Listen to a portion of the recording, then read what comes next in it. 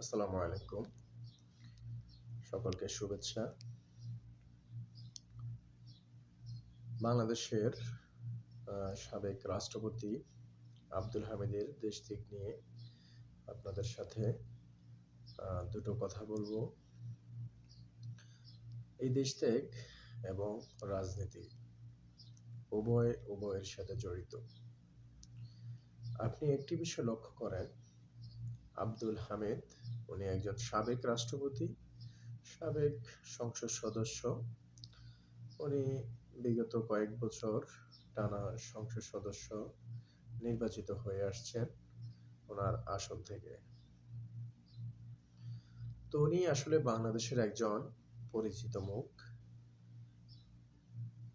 Airport পার হওয়া নিয়ে এখানে কিছু কথা আছে।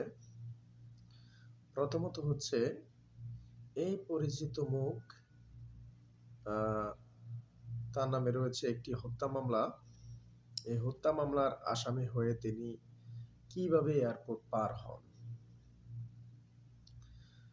তিনি তো পরিচিত মুখ, এয়ারপোর্টের সবাই, বিমানবন্দরে যারা নিরাপত্তা কাজে জড়িত আছে সবাই তাকে চিনে।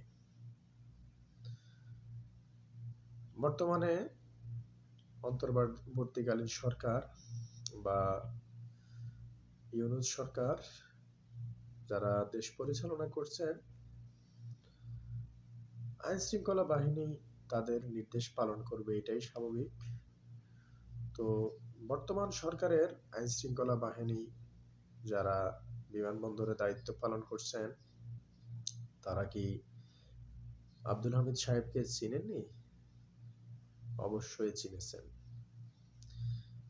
তো কথা হচ্ছে, চেনার পরেও ওনাকে কিভাবে বিমানবন্দর ত্যাগ করতে দিয়েছেন, ত্যাগ করতে সহায়তা করেছেন। তো এখানে একটি বিষয় হচ্ছে, যদি সরকারের গ্রিন সিগন্যাল ছাড়া উনি বাংলাদেশ ত্যাগ করে, তাহলে বলতে হবে বর্তমান সরকারের আইন শৃঙ্খলা বাহিনী যারা আছে তাদের দায়িত্বে অবহেলা আছে বা আইন শৃঙ্খলা পরিস্থিতির অবনতি। আর একটা হচ্ছে, তিনি সাবেক রাষ্ট্রপতি হিসাবে যারা দায়িত্ব পালন করছে বিমানবন্দরে, তাদের অধিকাংশ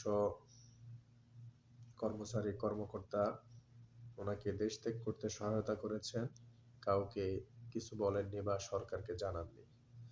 এই হচ্ছে একটা। তবে এটির সাথে আমার দ্বিমত।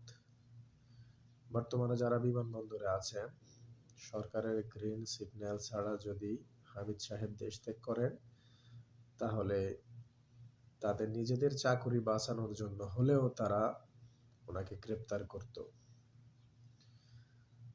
তো যেটা বোঝা যাচ্ছে এখন, সরকারের অনুমতি ক্রমেই আব্দুল হামিদ সাহেব দেশ ত্যাগ করেছেন।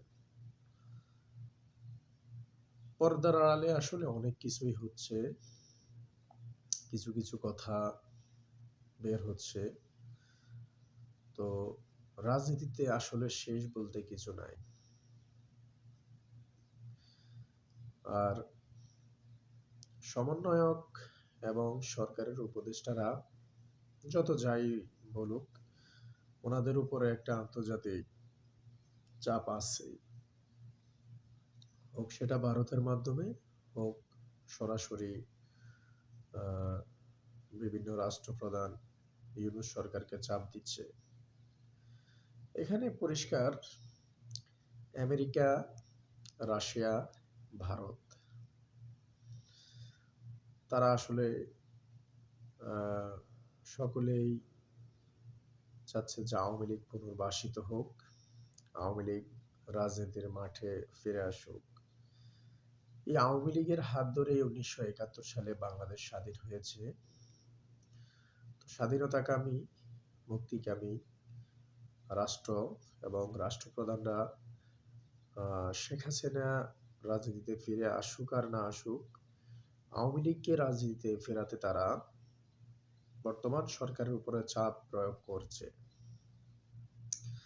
এবং ভেতর থেকে এটাও শোনা যাচ্ছে, যারা বর্তমানে সমন্বয়ক বা তাদের যে রাজনৈতিক দল এনসিপি, তাদের পক্ষ থেকে বলা হয়েছে শেখ হাসিনাকে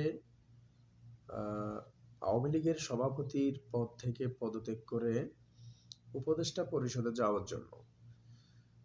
তাদের প্রস্তাব হচ্ছে শেখ হাসিনা আওয়ামী লীগে উপদেষ্টা পদে থাকুক। এমনও কিছু গুঞ্জন শোনা যাচ্ছে। আবার এমনও কিছু শোনা যাচ্ছে বিএনপি এবং জামাত, তারা উভয় আসলে চাচ্ছে আওয়ামী লীগ রাজনীতিতে ফিরে আসুক। তো রাজনীতিতে আসলে শেষ বলতে কিছু নাই। যারা আসলে বলে রাজনীতি আওয়ামী লীগ আর ফিরবে না, আওয়ামী লীগকে ফেরানো যাবে না, এই সেই আরো অনেক ধরনের কথাবার্তাই বলে। তো এগুলি সবই হচ্ছে আসলে রাজনীতির খেলা। এগুলো সাধারণ পাবলিক অনেক কিছুই বুঝবে না, বুঝেও না আসলে। যেটা বলবো, আমাদের গ্রামের খেটে খাওয়া মানুষগুলোর কথাই বলছি। তারা আসলে এগুলো বুঝে না, আর বোঝাতে গেলেও তাদেরকে অনেক কিছু বোঝানো সম্ভব না। তো বর্তমানে যারা এসব রাজনৈতিক বিষয়ে চর্চা করে, তারা মোটামুটি ক্লিয়ার হয়ে গেছে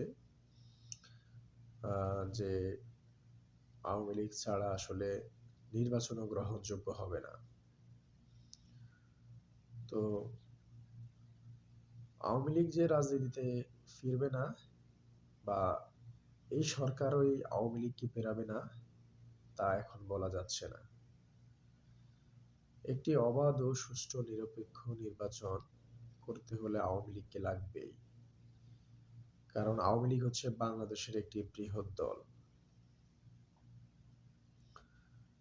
যদি বিএনপি এবং জাতীয় পার্টি জামাত ইসলাম যারা আছে, তারা যদি নির্বাচন করে এককভাবে, তাহলে নির্বাচন গ্রহণযোগ্যতা পাবে না। আওয়ামী লীগ দীর্ঘ 15 বছর ক্ষমতায় থাকা অবস্থায় বিশ্বের অনেক বড় বড় রাষ্ট্রপ্রধানদের সঙ্গে আওয়ামী লীগ তথা শেখ হাসিনার একটি সুসম্পর্ক তৈরি হয়েছে। তো আন্তর্জাতিক কিছু কিছু মহল আসলে এখনো শেখ হাসিনাকে চাচ্ছে বাংলাদেশের প্রধানমন্ত্রী হিসেবে। তো রাজনীতিতে আসলে শেষ বলতে কিছু নাই, এবং আব্দুল হামিদ সাহেবকে সরকার গ্রিন সিগন্যাল দেয়নি, এটাও আসলে বিশ্বাস করা যায় না।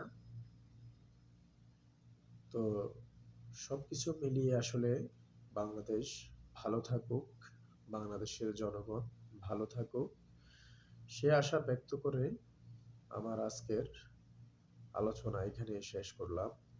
আল্লাহ হাফেজ।